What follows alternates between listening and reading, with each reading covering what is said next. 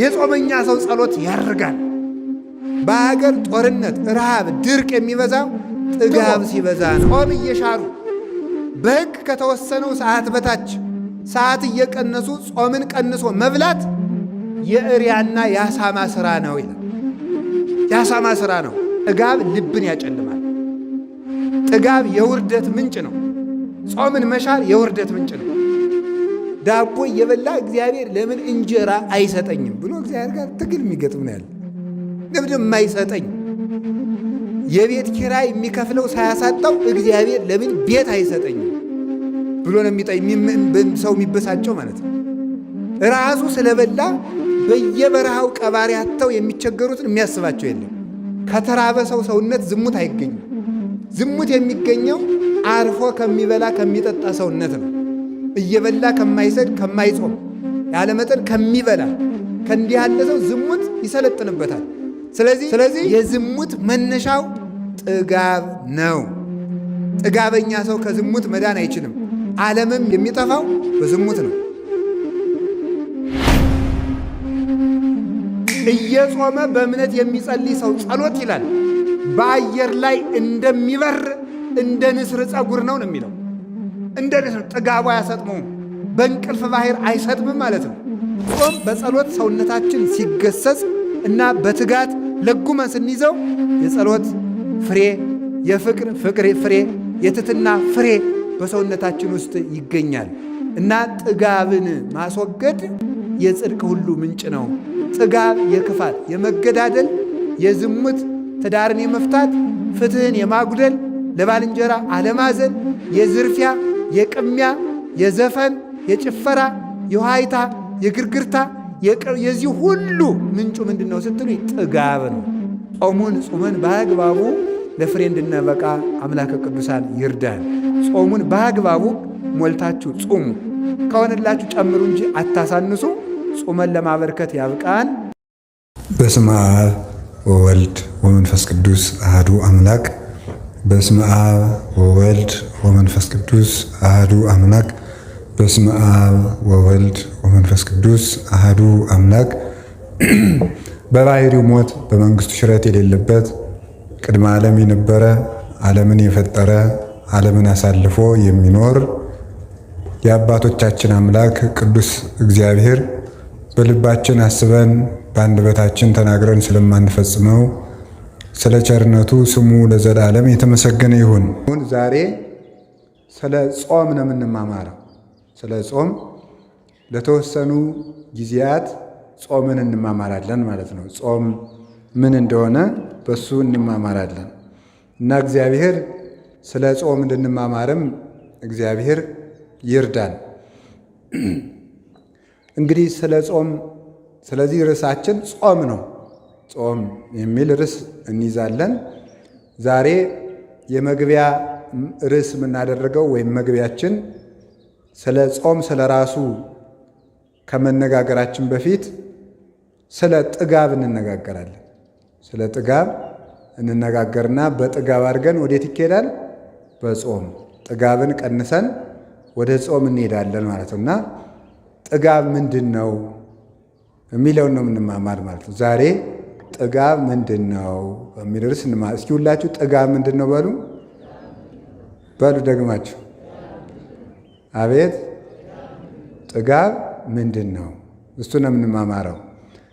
የጾም ተቃራኒ ነው ጥጋብ እንደምታውቁትና ጽጋብ በግዕዝም ጽጋብ ነው፣ በአማርኛ ጥጋብ ተብሎ ይነገራል።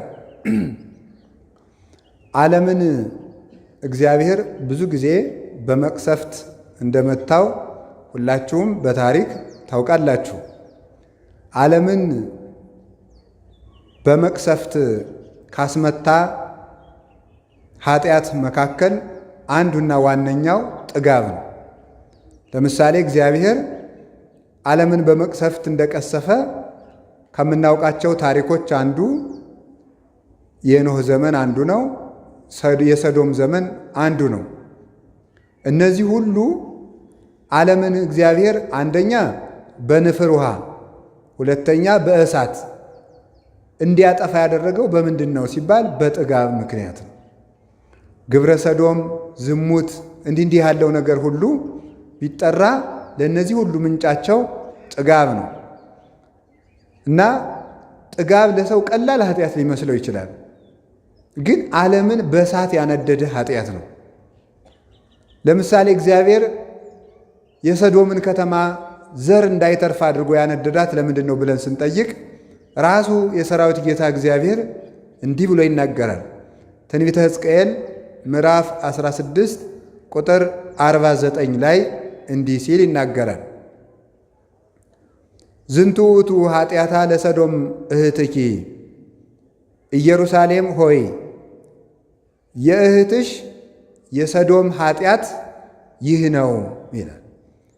የእህትሽ የሰዶም ኃጢአት ይህ ነው።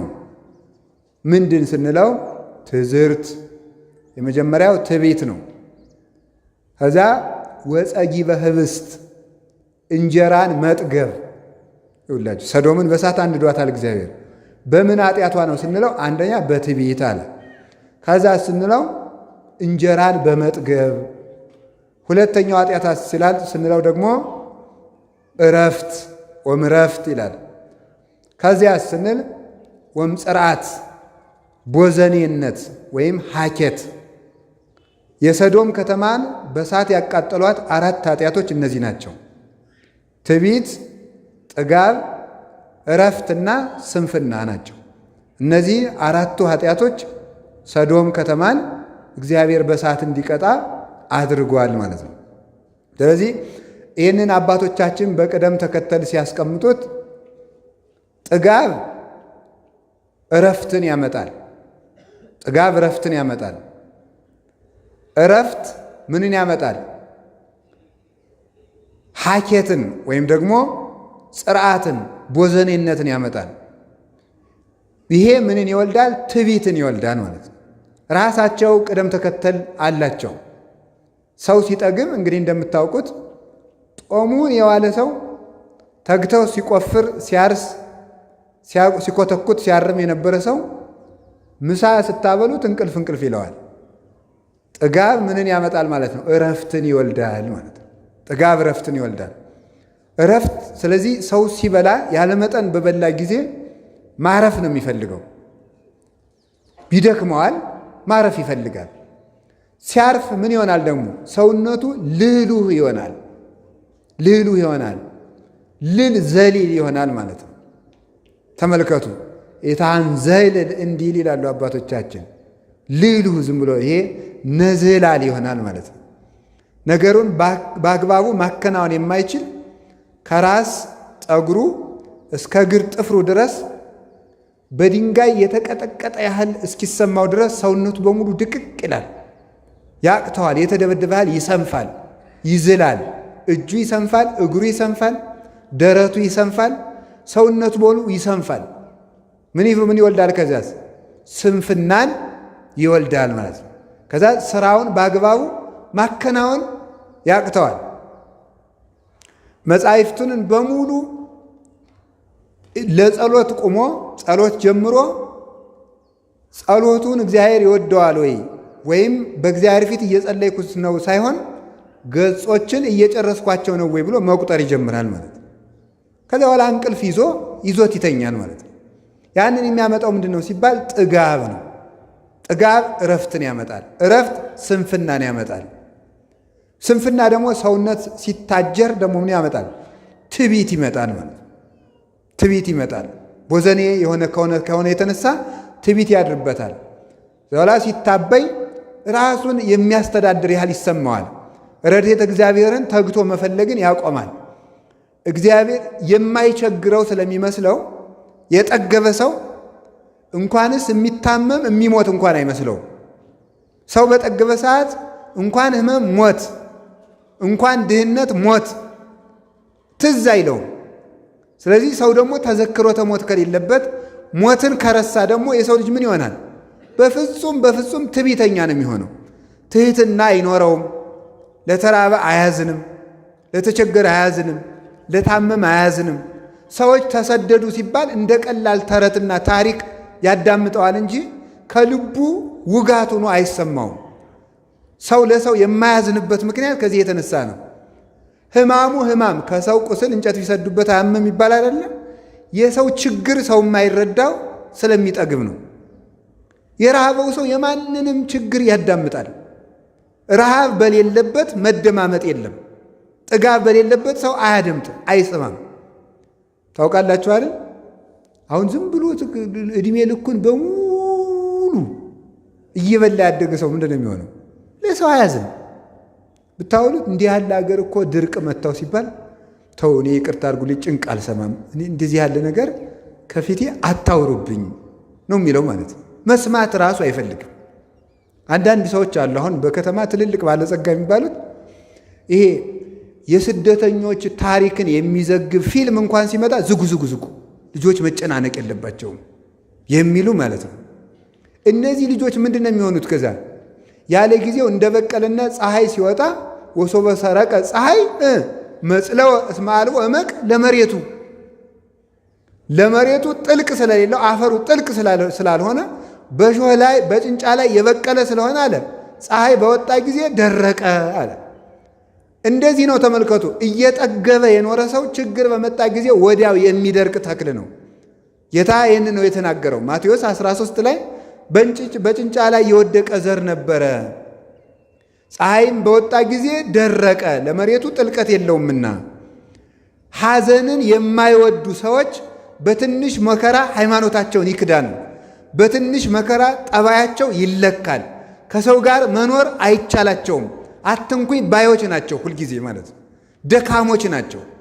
እንዲህ ያለ ድኩም የሚያደርገው ምንድን ነው? ሁልጊዜ መጥገብ ነው። ለሰው ማዘን፣ ርኅራኄ፣ ምሕረት የሚጠፋው እግዚአብሔር ሰውን የሚምረው ሰው ለሰው ሲያዝን እግዚአብሔር ደግሞ ለእሱ ይራራል። ተመልከቱ። እናንተ ለባልንጀሮቻችሁ መሐሪያን ሩሩሆች ሁኑ ከመ ትኩኑ ውሉዶ ለአቡክሙ ዘበሰማያት፣ ለሰማይ አባታችሁ ልጆች ትሆኑት ዘንድ እናንተም ለባልንጀሮቻችሁ ሩሩሆች ሁኑ። የሰማይ አባታችሁ ለፍጥረት ሁሉ እንደሚራራ እናንተም ለፍጥረት ሁሉ ስትራሩ የሰማይ አባታችሁን የእግዚአብሔርን መልክ እንደያዛችሁ በዚህ ይታወቃል አለ። ያንን መልክ እንዳንይዝ የማያደርገን መተዛዘንን የሚያጠፋው ምንድነው ስትሉ ጥጋብ ሰው ለሰው እንዳያዝን ያደርገዋል። ሰው ለሰው ካላዘነ ደግሞ እግዚአብሔር ለሀገር ምሕረት አይልክም ማለት ነው። ስለዚህ የቸርነት ማጥፊያው ምንድነው? ጥጋብ ነው። ሰሎሞንን ያህል ንጉሥ የዳዊትን ልጅ ምንድን ነው ያደረገው?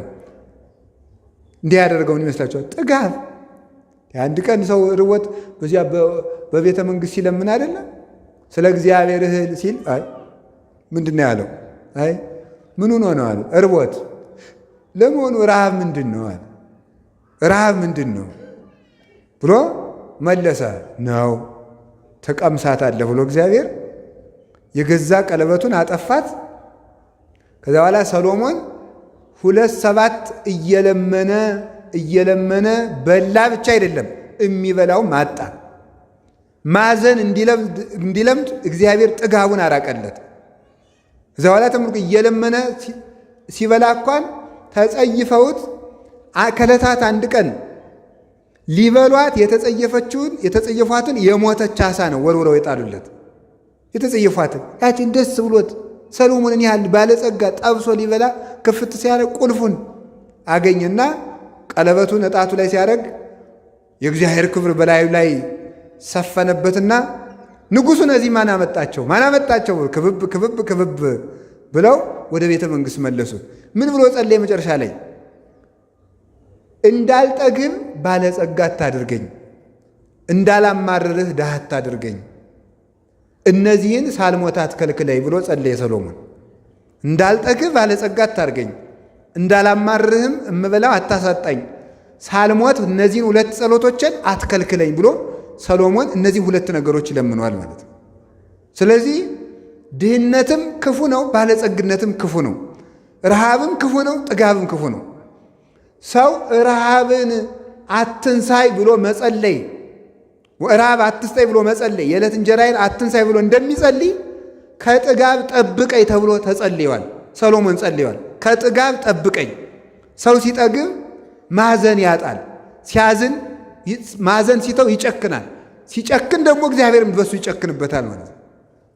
ስለዚህ ተመልከቱ፣ እግዚአብሔር እንኳንስ ለሚጠግቡ ሰዎች እንኳንስ እኛ በሥጋ ያለነው ሥጋውያን ደማውያን ኤልያስን ያህል ነቢይ በሀገር ሰው ሙቶ እያደረ ከብቱ ውሃ ሰው ውሃ እያለ የሰው አጥንት እንደ ቅጠል እየረገፈ ኤልያስን ያህል ደግ ሰው የሰዎችን ችግር መረዳት ያቃተው ምን ሲሆንበት ነው?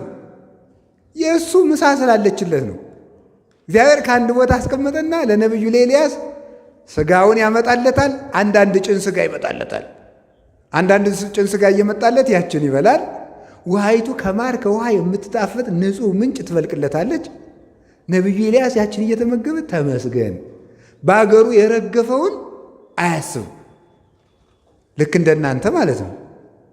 ቁርሳችሁ እራታችሁ ስለማይጎላችሁ የማይጎልባችሁ በየበረሃው የወደቀውን ሰው ትዝ የሚለው ሰው የለም በፍጹም ማለት ነው። ዳቦ እየበላ እግዚአብሔር ለምን እንጀራ አይሰጠኝም ብሎ እግዚአብሔር ጋር ትግል የሚገጥም ነው ያለ። ለምን የማይሰጠኝ የቤት ኪራይ የሚከፍለው ሳያሳጣው እግዚአብሔር ለምን ቤት አይሰጠኝም ብሎ ነው ሰው የሚበሳጨው ማለት ነው። ራሱ ስለበላ በየበረሃው ቀባሪ አጥተው የሚቸገሩትን የሚያስባቸው የለም። ጠያቂ አጥተው የታሰሩትን የሚያስባቸው የለም። ለዚህ ነው እግዚአብሔር ጥጋብን አጥብቆ የሚጠላው። እና ኤልያስ እንኳን ያችን እየተመገበ ቁጭ አለ። ኋላ አንድ ቀን እግዚአብሔር እነዚያን ቁራዎች በሉ አቁሙ፣ ይሄ ሰውዬ ለሰው ማዘን አቁሟል፣ የራሱን ምሳና ራስ ስላልነሳሁት አቁሙ፣ ዝናብ እንዲጠይቀኝ እኔን አቁሙ አላቸው። ቁራዎችን አስቀረ። ቁራ ነበረ። አይ የቁራ ስም ሲለወጥ የእኛ ስም ሳይለወጥ ቀረ። ቁራ የሁላችሁ ድሮ እንደወጣ ሆዳ ሙሎ እንደበላ ነበር የቀረ። እግዚአብሔር ግን ሲለውጥ መልካም ነው። ሥጋ እየበላ በዚያው የወዳደቀ ሰው እየበላ በኖህ ዘመን በዚያው ወድቆ የቀረው ማን? ቁራ በኤልያስ ጊዜ ስንቅ አቀባይ ሆነ። ይሁላችሁ እግዚአብሔር ሲፈልግ በአሞራ አፍም ሥጋ አምጥቶ ይመግባል ማለት ነው። በበላተኛ አፍ ምግብ አምጥቶ እግዚአብሔር ይመግባል። በበላተኛ አፍ እኮ ነው የሚያመጣው። ስለዚህ ምን አደረገ? መገበውና ነቢዩ ኤልያስ እየወጣ ቢያይ የለም። ቋኑ ይፈይቶ ለቋ የቁራም ወንበዴ ያለበት ለቁራም የቁራ ወንበዴ ይኖርበት ይሆን? ምንድን ነው ነገር? እየወጣ ቋኑ ይፈይቶ ለቋ እያለ እየወጣ ቢያይ የለም። ከዚያ በኋላ ውሃይቱን ደግሞ ሄዶ ቢያት ደርቃለች። ኤልያስ እንደኔና እንደናንተ ተበጻባጺ አይደለም። ይሄ ዝም ብሎ ሁከትም ይገባል። ፈጣሪን የምን በደልኩ አላለም። ምን በደልኩን ያንተ ብዬ ወጥቼ ረሃብ የምትገለኝ? ዝም ረሃቡን ታግሶ ምንድን ነው ነገር ብሎ ዝም ታግሶ ጀግና አይደል? ዝም አለ። ኋላ እግዚአብሔር ሲያበላውም ዝም አለ። ደግሞ ቢያስቀርበት ዝም እንዲሁ እኮ ግሩም እግዚአብሔር ቸር አይደለም? ይሄ ደግሞ የእነሱን ጉዳት ይህ ብዬ ምሳና ራቱን ባስቀረበት ደግሞ እሱ ራብ ሊሞት ነው ብሎ እግዚአብሔር ቸር አይደል? ኤልያስ ታግሶ ራቡን ዝም ቢል እግዚአብሔር መጣና ኤልያስ እንዴት ነው ነገሩ? በላውን ደግሞ አንተ ራብ ትሞትን? ተመልከቱ። ሁር ሀገረ ሰራፕታ፣ ወደ ሰራፕታ ሂድ። ወበህየተ ሴሰየከ ሀቲ መበለት፣ በዚያ አንዲት ድሃ ትመግብሃለች አለው። ሄደ። ከዚያ በኋላ ቅዱሳን የዕለት ራት እንኳን ቢያጡ እግዚአብሔር ውጡ ሳይላቸው አይወጡ፣ እግዚአብሔር ግቡ ሳይላቸው አይገቡ። የሚሰማሩ ከእግዚአብሔር አግኝተው ነው። እማበ እግዚአብሔር ይጸኑ ሁረቱ ለሰብእ፣ የሰው ጎዳናው ከእግዚአብሔር ተነስቶ ሲሆን ይቀናል ብሏል ቅዱስ ዳዊት። አይሄዱም። ለመብላት እንኳን ጦም ውለው ጦም አድረው እንጀራ በዚህ ሀገር አለ ቢባሉ እንኳን እግዚአብሔር ሂዱ ሳይላቸው አይሄዱም። ተነስቶ መንገድ ለመንገድ ሰራፕታ ሂድ ያለው መንገድ ለመንገድ የወደቀውን ሰው አይቶ ለካ እኔ ሥጋዬን እየበላ ውሃዬን እየጠጣሁ የሁሉ ሰው ተርቦን የሚያድሎ እንዲያዝንና ዝናብ አዝንም እንዲላይ ብሎ ነው። ከዚያ በኋላ ሄደ። አየ። አይቶ ደግሞ ይኸውላችሁ አንዲት ድሃ አገኘ። እንዴት አደርሽ አንቺ ሴት አላት። እግዚአብሔር ይመስገን። እባክሽን ተመልከቱ ትንሽ ቁራሽ ዳቦ ስጭኝ አላት። በዚያውም ትንሽ ውሃ ስጭኝ አላት። በኤልያስ ጊዜ ውሃ አንተ ሰማይ ለጉመ ደግሞ ውሃ ትለምናለህ። አንተም ውሃ ይጠማሃል፣ አንተም ይርባሃል። መሬቱን የዘራችሁብሽን አታብቂ ብለህ ብላ በልቧ ነው እንደዚህ ያለች። ግን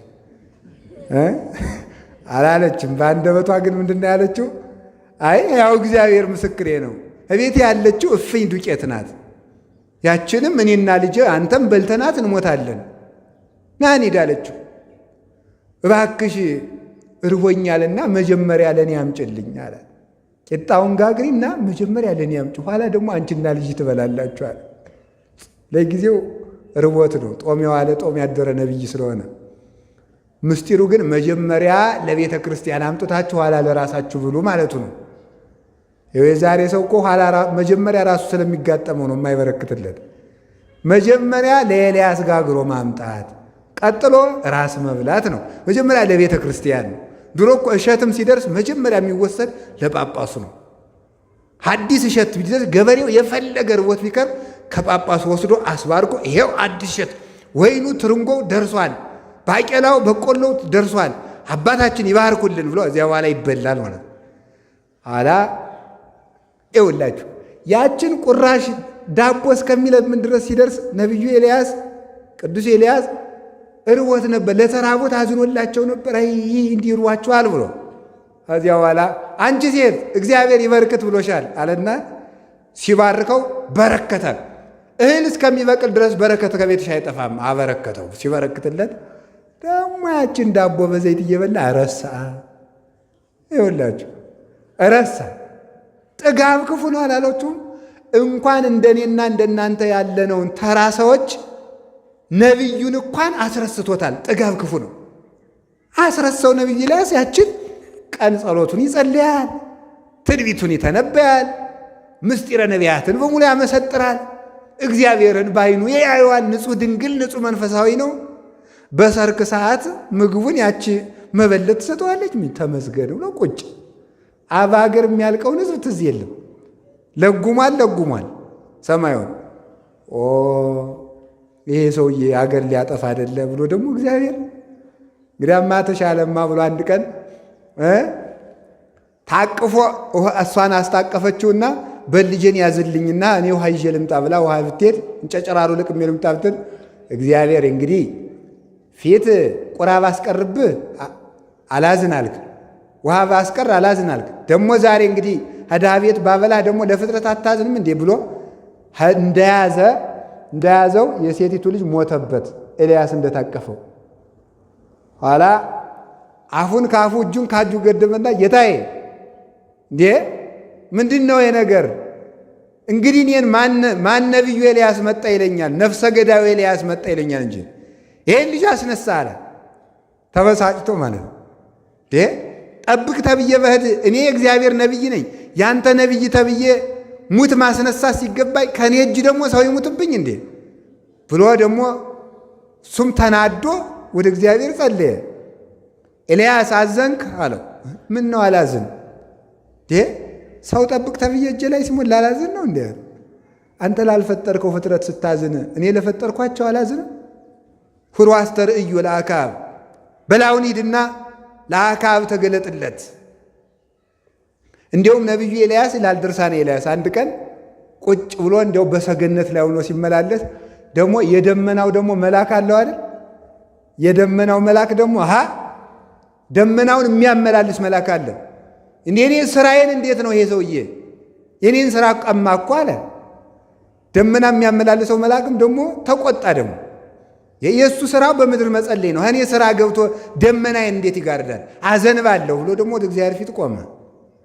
ዛሬ ተመልከቱ። አይ ተው፣ እሱ ለእኔ አምልኮት ቀንቶ ነው እንጂ ኤልያስ ትዕቢተኛ ሆኖ ለእሱ ክብር ብሎ አይደለም። ተዋለ። መልአኩ ፈጣሪ ፍቀድልኝ አለው። ቻልክ እንግዲህ አዝንም አለው።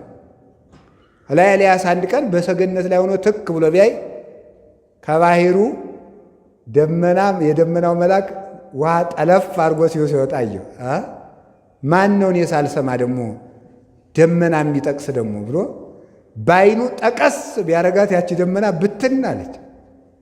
መልአኩ ተቆጥቶ መጥቶ አንተ እንዴት ታደርጋለህ?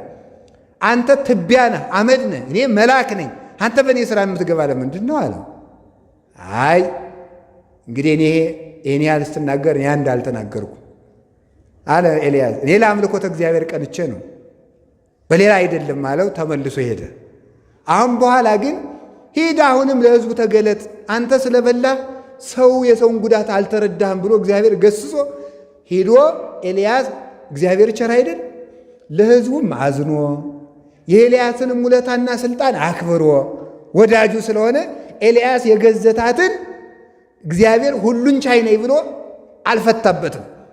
አስፈቅዶ አታሎ ነው። ሂድ ኤልያስ ቀስ እያደረገ ነው። እንደኔና እንደናንተ ያለውን በጉንፋን ቢሆን ብሎ እንደ ግዱን ስራው እንዲሰራ ያደረገው ነበረ። ኤልያስን ግን አታሎ ለእሱ አምልኮት የሚቀና ስለሆነ ሂድና ዝንም አንተ ፍታ ብሎ እግዚአብሔር እሱን ላከው። ፈታና ዝናም ዘነመ እና የእግዚአብሔር ቤተሰቦች ሲበሉ ሲጠጡ እንኳንስ እኛን ነቢያትን፣ ደናግላንን፣ መነኮሳትን፣ ቅዱሳንን ሳይቀር ጥጋብ ዓላማቸውን ያስረሳል ለማለት ፈልጌ ነው። እግዚአብሔር ከጥጋብ ያድነን። ጥጋብ እጅግ በጣም ክፉ ነው። የሰዶም ሰዎች እንዳልኳቸው የተቀጡት በምንድን ነው? በጥጋብ ነው።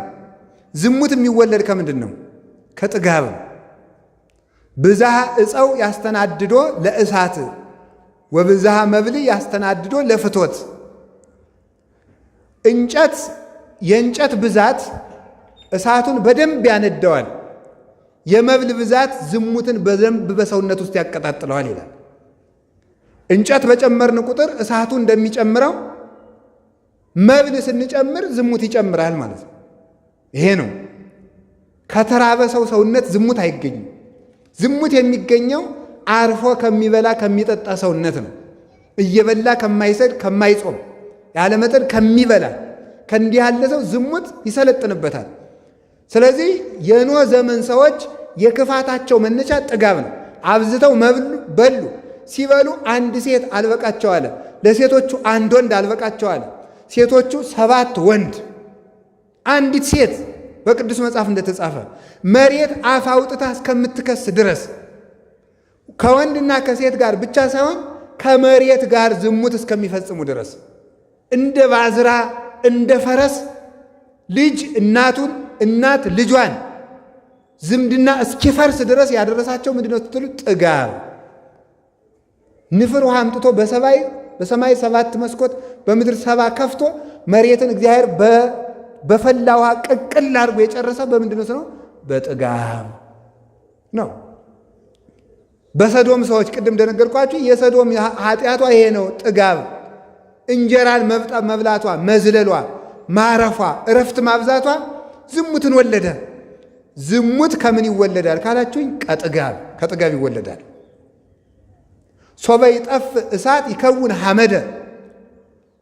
እንጨቱን ስንቀንሰው እሳቱ ይጠፋል፣ ነበልባሉ ይበርዳል። ነበልባሉ ሲበርድ አመድ ይሆናል። መብል ሲቀነስ የዝሙት እሳት ይጠፋል። ከማዊ ይላል ተመልከቱ።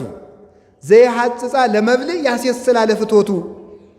መብልን የሚቀንስ ሰው እሳቱን ማጥፋት የፈለገ ሰው እንጨት መቀነስ እንዳለበት የዝሙት ኃጢአት የተቆጣጠረው ሰው መብል ካልቀነሰ ዝሙቱ አይጠፋለትም ማለት ነው።